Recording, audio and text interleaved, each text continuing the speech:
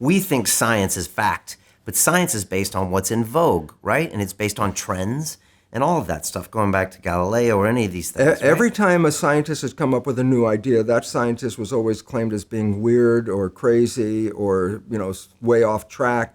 And then those new ideas come in. Howard Temin. Or sometimes they're just the weirdo. Well, yeah, that's where they're going to have to distinguish. Where does weirdo leave off and interesting person begin? Okay? And the fact was this. My research was repeatable every day.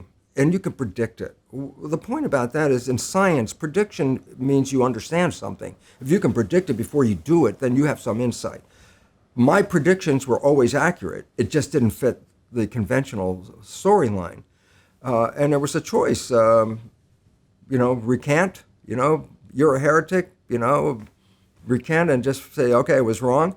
And I said, no. Every time I was looking around, the results were coming in different ways from different places. So I held on to that. And it took about 20 years before science owned what I was talking about and gave it the name epigenetics. That's the new science. Okay, which is the belief that through your behavior, you can kind of alter your genetics, pass those on, express it differently. I'm probably using the wrong words. Well, it's pretty close right now. People talk about it as a reality, although it's still not totally understood or totally believed. But it can be replicated. It is now. It is a science. It's a hard science, and it's the leading edge. Now, I'll tell you where the problem comes from. Not so much the scientists, but the pharmaceutical industry. And the reason why this becomes important is because the pharmaceutical industry runs the show in medicine. And if you could put this kind of healing that I'm talking about into a capsule or tablet, they'd be talking about it right now. But this is a consciousness healing, and you can't sell it.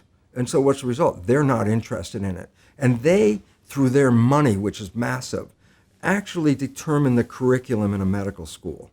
And the idea is, well, what's relevant? Well, if you understand epigenetics, you don't need the pharmaceutical industry. And all of a sudden it's like, wow, that's not in the interest of the, one of the biggest industries on this planet to say you can heal yourself without drugs. And I go, absolutely. For people that don't understand that concept, and I do because people have talked about it on London Real before, but talk to me about how the pharmaceutical companies can control the discussion in the entire medical industry. And would most doctors agree with that, first of all? And second of all, how do they do it? Well, first of all, how do they do it is money. Money is big. Money, if I give grants, you can study what I'm going to give you a grant for. So they direct a lot of research with their billions and billions of dollars. And it was actually interesting, the British Journal of Medicine had a review looking at the same research and determining if the research was funded by government money or the research was funded by private money like pharmaceutical agency. The results came out 4 to 5 times more in the favor of the private industry when they paid for it, as compared to when it was just government money without any special interest behind it. So right away, there's a manipulation of the data. You go, well, you mean these guys are cheating? I go, well, they're selecting the data to fit. Why? Because if I'm getting a grant and I write back, I say, sorry, pharmaceutical, I checked all your stuff and it doesn't work. I'm not going to get another grant from them. So are the doctors lying? Well, they're not lying, but they pick data that supports their point. So they already have a conclusion before they even did the experiment. Okay, even in a double-blind study. Yeah, there's no such thing as a double-blind study. Okay, because people bring their own preconceptions to any study. Absolutely. And maybe even the pharmaceuticals are choosing which things to fund because they know they'll get the results. Absolutely, and one of the things they're trying to get rid of are people who respond to the placebo effect, because the placebo effect throws the data right off the chart. A simple fact is this, and people might be upset, but the drugs like Prozac in laboratory tests are no better than a sugar pill. And that's how many billions of dollars a day on this planet are spent buying Prozac. Yeah. Or statin drugs. Statin drugs help less than 3% of the people that take them. And in fact, they cause side effects that are dangerous in about 23%. So you help 3% with a drug, 23% are getting toxic from the drug. And the idea is these are drugs that, how long do you take statins? How long do you plan to live? Yeah. It's like, oh my God, that's they're drug dealers. Cash cows. They're they are drug dealers. dealers. They're good drug dealers. And I would call you out on placebo effect, but this has been well studied. 60 Minutes has done things about that. A third of the cases isn't far off for, it having a benefit on the sugar pill. So absolutely. We know that's true. And when I talk to people I know in the States, my family members, my relatives, my dad, I'm like, what's going on? And he's always, I'm on this statin, I'm on this cholesterol drug, I'm on this, I'm on this. I'm like, really? Is there something that wrong with you? Like everyone's medicated there. On all sorts of It's things. pushed beyond any belief because it's advertised every 10 minutes on television. There's a new drug or a drug, and it's put into their heads like, your life's not working right.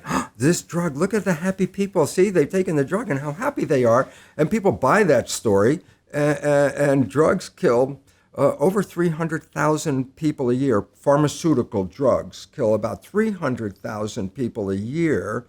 And everybody's, that's just the cost of doing medicine. And yet they have a war on drugs, which kill less than 30,000 people a year. And all of a sudden you got a war because 30,000 people died. 300,000 people died. That's business as usual. It's like, wow. And most people would blow their mind with those stats, but I think you're probably right. As in this whole huge war on drugs we have around the planet, all of the overdoses, all of the shocking stories and the things you see in movies, 30,000 deaths. Versus 300,000 due to pharmaceutical drug deaths. Prescribed. Yes. By a doctor. Yes. That ad that you saw on television. Yes. And then you have it. Continue watching this fascinating conversation for free by clicking on the link below to visit our website, learn from the best minds in the world, and connect with a community of passionate people building the best versions of themselves. Just click on the link below, and I'll see you on the inside.